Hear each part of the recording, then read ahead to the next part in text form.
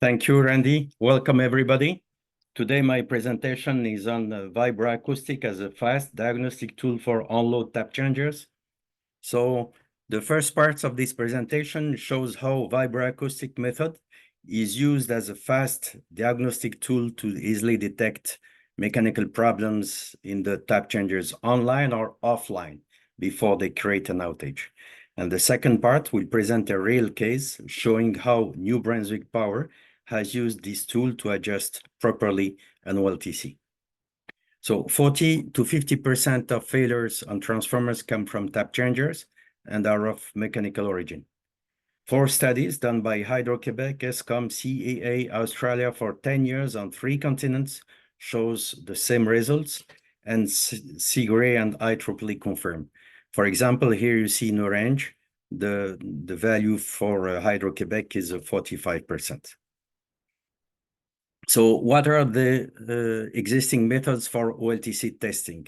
So this table shows a brief comparison between the 5 existing methods available today.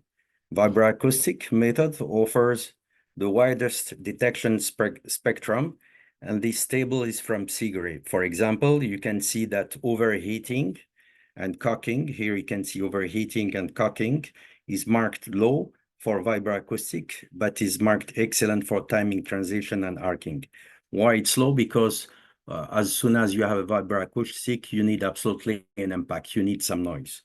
And here on this table, I recommend really to analyze this table carefully. You have the problems are shown, and here for each method, you can see the efficiency of each one. What kind of benefits OLTC's vibroacoustic testing bring to electric utilities? A total of 14 benefits have been identified. Applicable to any kind of tap changers, applicable online or offline, quick, easy, and intuitive tests similar to a stethoscope, and with vibration and current combined, we are able to detect a large range of potential problems. Thanks to this method, we have a better understanding on how the tap changer works. Thanks to this understanding, we can detect problems at earlier stage, and it's excellent in terms of timing and mechanical adjustment. And it's an easy tool to detect arcing contact problems, of course, online only. And we have a powerful software analysis thanks to Hydro-Quebec envelopes, and a high sampling time and unlimited recording time unique in the market. It's an excellent tool to help the user to decide which OLTCs are due for a maintenance operation. And in testing OLTCs before and after maintenance, this tool can be used for quality control. And in testing year after year, trending analysis becomes easy and allows reduction of maintenance interventions. And our goal is to reduce the transformer failures, of course. So typically, the transition of the diverter switch is done in only 50 milliseconds to avoid overheating the resistance. And we are able to listen all the impacts of the mechanism during a step-up or a step-down operation, and the motor operates between 2 to 12 seconds. Here you have an example for a resistive OLTC type. The diverter switch operation sequence is moving in this schematic from tap 3 to tap 4. And here we show exactly how this works. Motor drive. So this motor allows the tap changer to move from a position to another. And in recording and analyzing the EC or DC current of this motor during the step up or step down operation, we are able to know if the mechanism are forcing or not. And the motor current allows us also to start and stop the recording. So this way we can focus only the event. Vibroacoustic diagnostic principle. Each operation of any on-load tap changer produces a specific vibroacoustic wave pattern or a signature or fingerprint. And with a vibroacoustic sensor, which is an accelerometer, we can record the signal the same way a stethoscope picks up a person's heartbeat. And a stable OLTC always shows consistent signatures. Any degradation of the OLTC induces changes in the signature. So how we do these measurements? So we have to be careful about the sampling time, which is the time interval between two recordings. So this parameter, we need absolutely to keep it in mind. And the magic value is 10 microseconds, which is the sampling time, or which is exactly the same frequency of 100 kilohertz. In this slide, you can see an example of a good and bad recording vibration signals. So this is an example of vibration of a ball bouncing on a plate. Here you have a 10 microsecond sampling time, which is absolutely required for vibration. So you can see the signal here. Exactly the same vibration, the same impact, but recorded at 100 microseconds. So this kind of value are good for timing motion, for example, for breakers.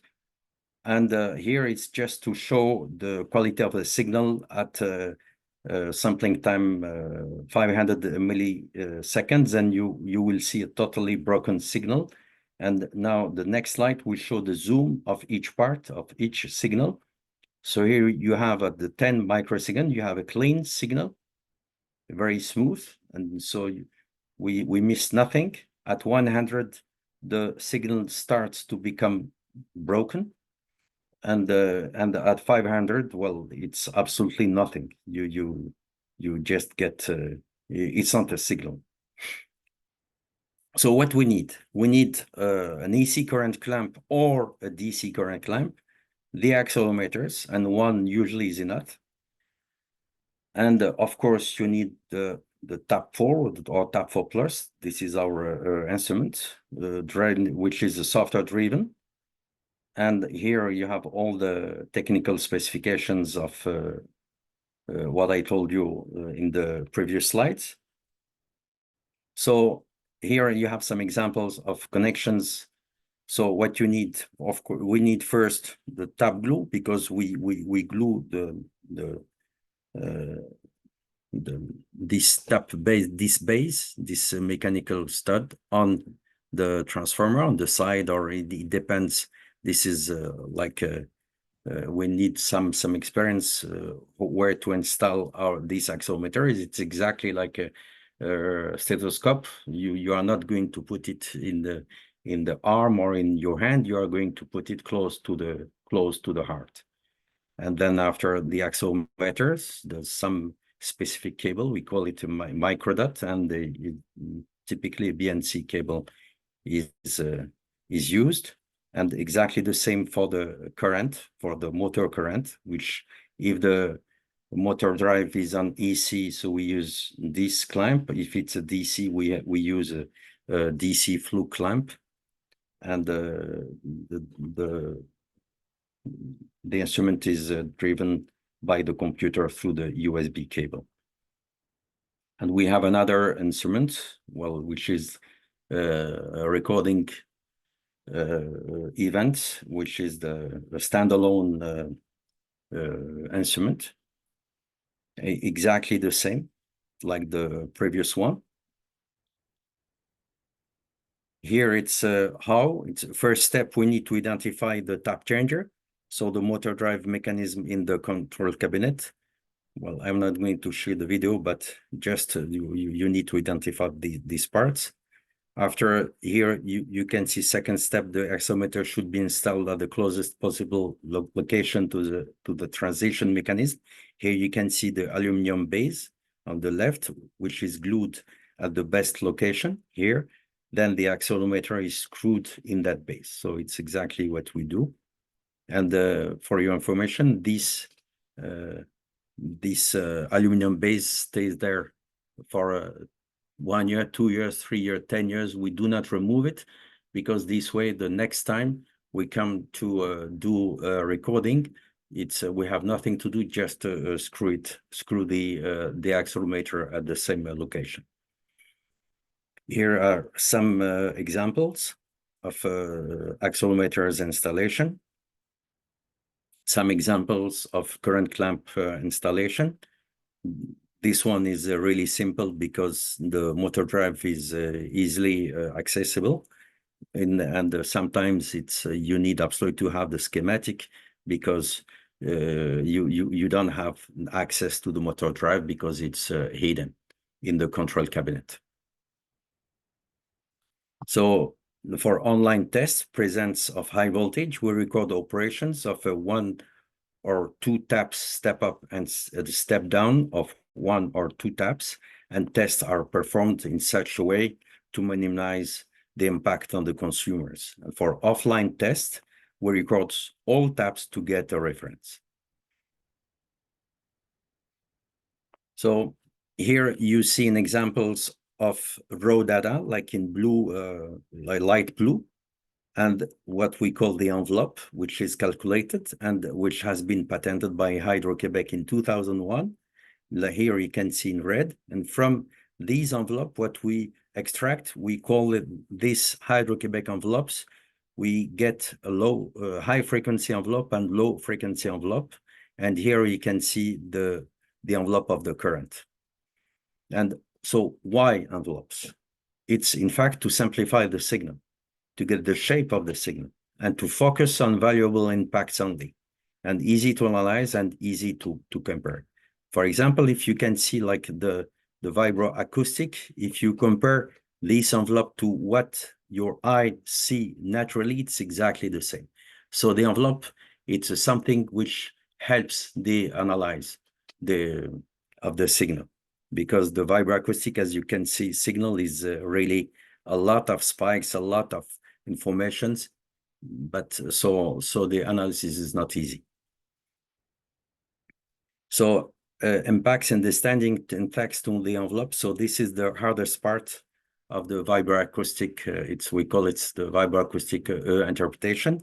So every tap changer has a specific sequence of operations that can be identified in the envelopes. And depending on the model of OLTC, different signatures can be obtained, which are characterized by specific operation length that you can see here with the motor, the number of peaks that you can see, for example, a diverter switch once impacts, and the second impacts in this specific sequence, and the shape of the current, which is you see here in the blue, amplitude of the impacts. So here you have the amplitude of the impacts. So this is a good information, and so on. So the sequence of operations associated with an OLTC is described in the operation guide provided by the OLTC manufacturer.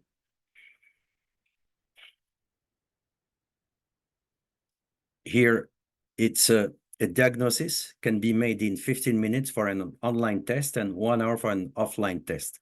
Here you see what we get as a raw data. You have for example, here it's an EC current for a motor drive, and here you have the impact of the diverter switch. So from this, immediately the software calculates the envelope, the Hydro-Quebec envelopes. Here you can see the motor current, the high frequency envelope, and the low frequency envelope, and the Excel reports. With the Excel reports, when you have a dark blue, means that you need some specific attention. And after, we have an off-site deep analysis, which can take a lot of hours of analysis, usually 3 hours, and where you analyze the Excel reports, exactly the same that you get in the field. You can analyze also, get information on the contact square, thanks to the high frequency envelope and low frequency envelope. You analyze the envelopes. For example, here you have a current which shows like an over value here. So this means that the motor is forcing. And we have also diagnostic cards. We have developed a Zensol database where we get our OLTC reference signatures. Here it's an example of wear contacts just to show that the high frequency and low frequency envelope are really useful. Before the intervention, more than 60% of difference between the high and low frequencies that you can see here. Here it's the low frequency, and here it's a high frequency. So you get a difference in their amplitude.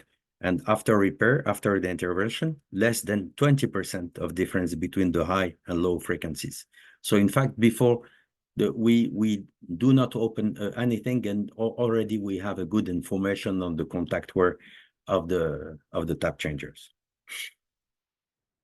Here it's really easy to find it's just an immediate analysis. It's an example of poor lubrication. It's a high torque. This unusual part shown on the curve means that the motor is forcing. And here it's also something very easy to detect. It's an example of asynchronism. Here you can see that 120 milliseconds daily after the end of the current envelope. These test results show an example of asynchronism of the switching operation. In normal condition, the switching operation should occur before the current stops flowing in the motor. That's, you can see here clearly. In the case illustrated on the left, the switching operation signal is delayed by 120 milliseconds after the end of the current. When we zoom here, we can measure this delay. As it can be easily observed, this kind of issue doesn't require the use of a reference signature, and the asynchronism can be detected immediately. And the intervention in this case consisted in uncoupling the drive motor and adjusting it so that the switching operation could occur before the motor current drop. And the figure on the right represents the normal condition of the mechanism after the repair. In this picture, it's an example of arcing. In this picture, an example of arcing contact is presented. Two tests have been performed on the tap number 10 of the same OLTC. One test has been performed on offline, the red curve on the bottom, and the other one online, the black curve. By comparing the two signatures, a big difference in the maximum amplitude can be easily observed. In fact, the maximum amplitude of the offline test is 8G, while the one of the online test is 35G. And the image on the right shows the superposition of the two signatures through which is possible to observe the presence of an extra peak in the online test. And this extra peak represents the arcing contact phenomenon.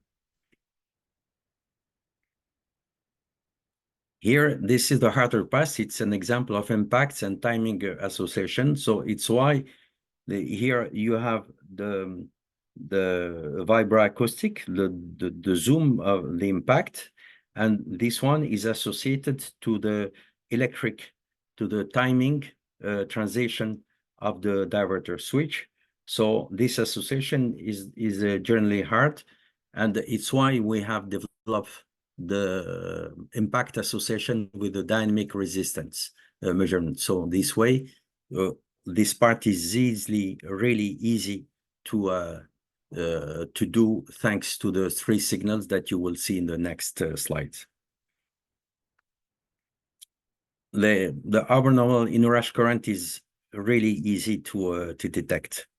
Here you have a good one and a bad one, and the one on with the green curve has been observed. It was in fact bad timing down in the control cabinet for the tap changer. So it was totally new transformer with an LTC installed. It was in Alberta. So the same here. Here you have, thanks to the software, here is an example of motor drive current analysis throughout the years. So one is done in 2014, the other one in 2016. And we can notice some malfunction, sorry. And our other examples of inconsistent setup connections.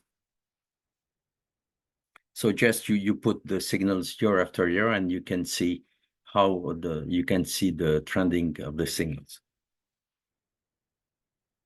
The analysis of the braking mechanism is an important part of evaluating the health of an OLTC. And this is done by observing the appropriate portion of the recorded current and the corresponding vibration measures by the accelerometers. Other relevant information should be sourced from the manufacturer manual. So always you need absolutely to have to collect some informations, so some manuals. So this way you can do the good association with the vibroacoustic and the motor current. It's why on the first one of the first slides we were talking about what kind of benefits. So and I have written it forces you to understand how your mechanism work thanks to the impact. It's exactly when you drive your car and you get some noise and you record this noise. This noise is normal, and one day you get some bad noise impacts coming from the front wheels. So at this time you just go immediately to the garage to understand what is happening. So it's exactly the same. So the challenge, how to facilitate the compression of the vibroacoustic signature. So several mechanisms are operating at the same time. So one way to address this challenge is to analyze simultaneously three recordings: the vibration, the dynamic resistance, DRM, and the motor current of the tap changer in action. So what we need what we call a tap 4 plus. It was like the new generation of the previous instrument whose name was tap 4. And typically we have also, this accessory that we call tap DRM, dynamic resistance, which is in fact a current source. And of course, the tap changer must be offline. Here, I hope that you are familiar with these curves of the DRM recordings. Just here you move from 12 to 12A. And here you have a lot of operations recorded at the same time with the tap 4 plus. And here you can see the contact while they move. You can see the correlation between the electric schematic and the mechanical movement. So this, I'm going to do it.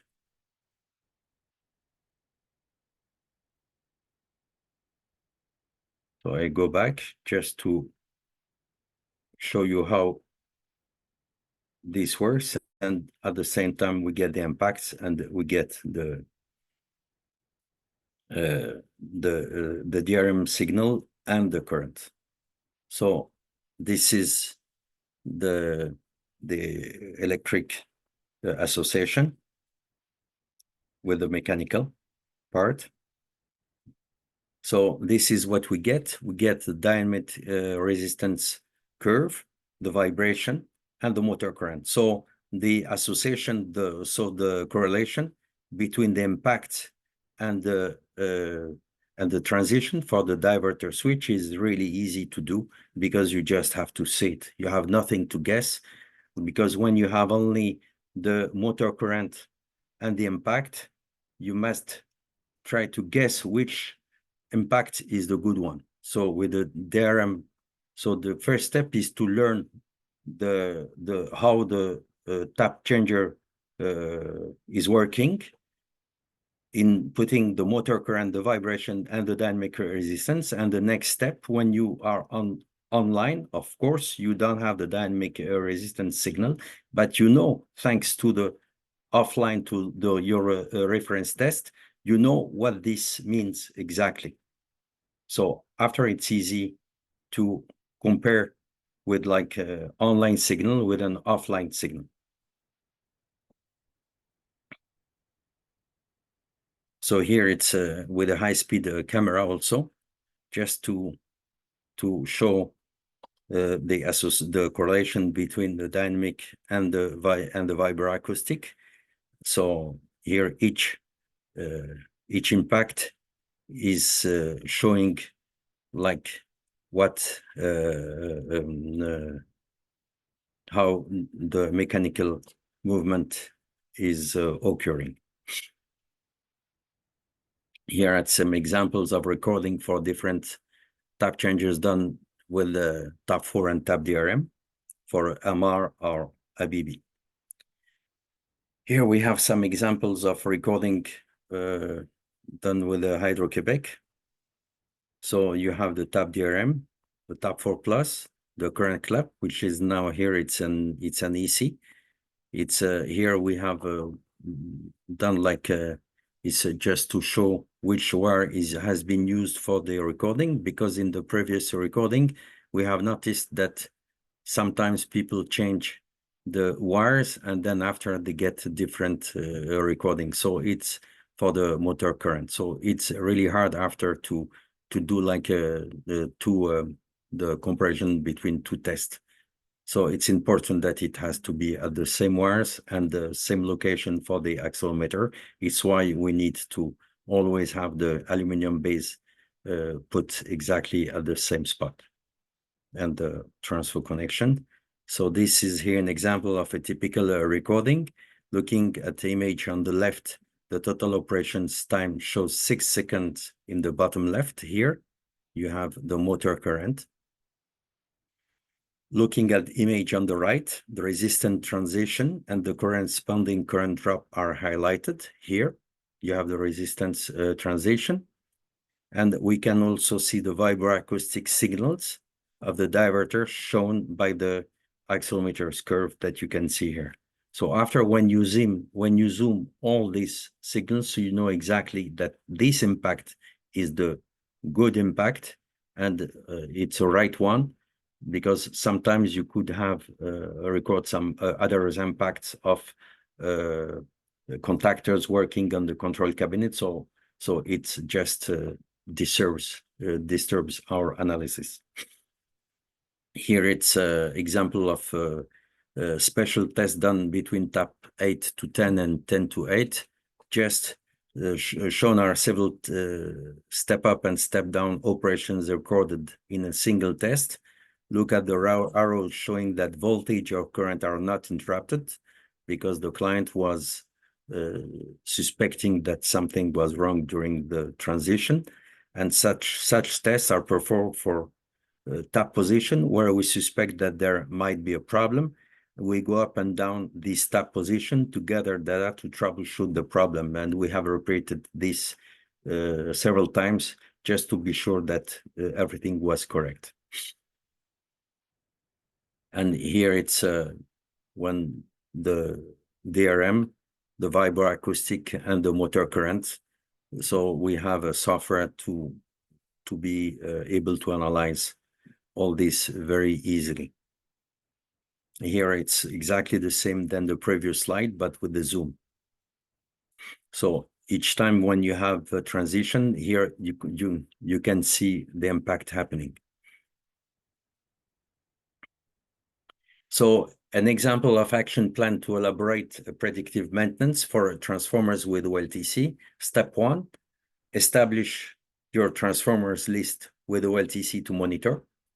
Step 2, for each transformer, do a complete test to get a reference all taps offline, tap puff plus and tap DRM, and we have developed a checklist. Step 3, produce a complete report analysis for each OLTC transformer. So we have developed also Zensol template report analysis. And so I can guarantee that at the end of this report, you will understand exactly how your tap changer is operating. And step 4, according to diagnostic results, you can establish your maintenance plan for each transformer. Because thanks to this report, you will see all the anomalies, all what is working perfectly or not. So at this time, you can do your, you can develop your action plan for each transformer. And after, you can do a periodic vibroacoustic tests. You can do it online or offline. So as I told you in the beginning, this is my second part of presentation. In fact, this presentation has been done the January 10th, 2023 and 2023, and by Christian Noël from NB Power. And here the test has been done in Caracat. It was done for a maintenance MR type, and the vibroacoustic and DRM performed before and after maintenance. And this maintenance was performed in T1 transformer. And this transformer is equipped with a Renhausen M3 Delta 5-hand tap changer, which is a specific, which is described here. It's a little complex, I can tell you honestly, for me, because it's like a two mechanism separated. And in general, there are two types of LTC: compartment of box type and in-tank type design.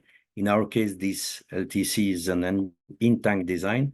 Although most of our in-tank design are 3 separate phase model, we do have a few delta configuration. And the delta configuration has a cylinder with 2 diverters, and is a regular, and the other is a regular cylinder with a single diverter. Here we can see here you have like a common bar which is which controls the two cylinders. So here it's a vibroacoustic sensor locations. In this case, we installed 2 vibroacoustic sensors, 2 on separate walls near the diverters and located at about 18 inches from the cover. In fact, we use only one, because more you have signals, more complex the analysis. And here, of course, the 2 accelerometers, as you can see here in the graph, give exactly the same information. So it's why we recommend strongly to use only one. And of course, after, when you do your next test, you absolutely need to go to the same spot. Generally, tap operation of this style of tap changer will include the following steps. One of the selector contact is leaving the previous tap position stationary contact, and this moving selector contact is then connected to the next tap stationary contact, and the energy in the diverter energy accumulator is released to switch the load current to the next tap connection. On this graph, we're seeing the sound made by each operations being captured by both vibroacoustic sensors, and also the motor current captured by the EC clamp on CT on the bottom here. And when adding the DRM dynamic resistance measurement information to the previous graph, we can then confirm that when exactly the diverters are switching the current. So here, for example, so you can see exactly that this impact is the one which is important. It helps understand the information provided by the vibroacoustic sensors. And here it's before maintenance. The results shown are from before the maintenance. We are seeing all 3 phases side by side. Here we have the phase A, here on the top right, phase B, and phase C. We are seeing all 3 phases side by side. From this information, we can tell that A phase is not operating in synchronization with B and C phase. And A phase is likely the single diverter, where B and C phases are associated with a double diverter switch that you can see here. These impact, this one is associated here for the first one, and the other are associated for the, well, in fact, the third one. So our test plan calls for testing all the tap transition going up and also back down in this up operation. We're seeing that A phase is operating earlier than B and C. And tap down, but in the down operation, we are not only seeing that A phase is operating slightly later than the other 2 phases. In fact, A phase is operation after the motor current is interrupted. So this could be dangerous, exactly what we have seen like in the asynchronous problems that I have shown in the previous slides. And the timing of this diverter is at the limit where it could possibly not operating during a down operation. So this could be dangerous. This would result in a phase being on a different tap than the other 2 phases. So this graph is now showing the acoustic signatures and DRM information recorded after our maintenance. We are seeing A phase operating now around the same time as B and C, originally about 4 to 4.25 seconds. But the big improvement can be seen on the down operation, where A phase is operating well within the runtime of the motor now. You see, like if you have seen the previous, it was operating at the end of the current, but now it's exactly in correctly aligned. And this aligns with what was seen for BNC. So before maintenance, just to review the before maintenance readings, showing the difference in timing between A phase and the other two phase, you see? So the A phase and B phase. And after maintenance, the after maintenance results now indicate the timing between all three phases is now better adjusted.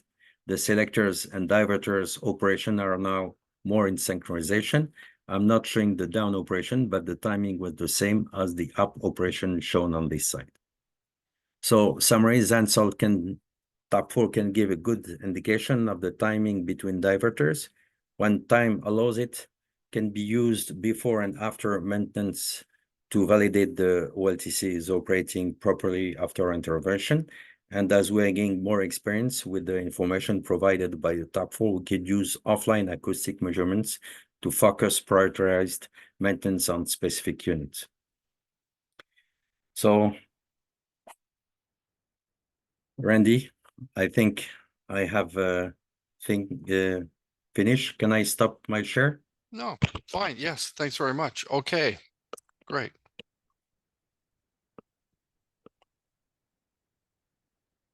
Before you began your presentation, I mentioned the failure rate of transformers with tap changers. What is it again? 40 to 50%. And has there ever been an evaluation of the cost of that? It's a good question, but in general, when you stop transformer for the tap changer problems, it's just a matter of months, not weeks. Mm-hmm. Well, it depends. It's a serious outage. Right. You know, I mentioned earlier that I had a meeting with the California Department of Water Resources about their transformers. And they mentioned to me that it's very difficult to buy transformers now because there's such a demand. And one of the reasons why there's such a demand in the transformer manufacturing business is because utilities are buying them and storing them. They're not putting them in service. They're storing them in the event they have a failure. They've got a transformer to replace because it takes such a long time to replace a transformer if you have to order one. Yeah, well, it's exactly what I have seen because, like, I was a few years ago. I have done like a testing, vibroacoustic testing on a. I think it's a handy transformer with a Amar the tap changer, and it was exactly what you said. It was not used. It was just a backup, the transformers in case. In case, yeah. And it was brand new, very, and but if they have a problem, what they have to do, just they take this transformer and put it. So this way, it's like a module. Just change a piece of it's something at $5 million, but they use it exactly like a small box, and you put it in place. It takes some few days, and they connect it, and they they're online. Right. With such a high failure rate of tap changers, is there an alternative? Is there a possibility to have this like an online monitor, constantly monitoring the tap changers? Well, or is it only periodically done? Well, in fact, for me, it's a good question because we have developed exactly for this purpose the OTMX, which is a monitoring online product. So this way, you have a impairment, you have your vibroacoustic, your motor current, and so this way you can compare immediately your events. Right. Okay. Yeah. Well, in fact, it's good to have because when you compare the cost of the invention of the instruments and the cost of the high voltage transformers, it's nothing. Yeah. And the information is really good information. It's like you have your pacemaker always online with you. Mm-hmm. You also mentioned about your database. In the beginning of your presentation, you mentioned that you have a database. Yes. Do your customers have access to that database? All like, or do they have to download it from you or request their information? In fact, we provide a part of this database with our software, but Okay. after they can, thanks to this part, they can develop their own expertise, or what we do in general.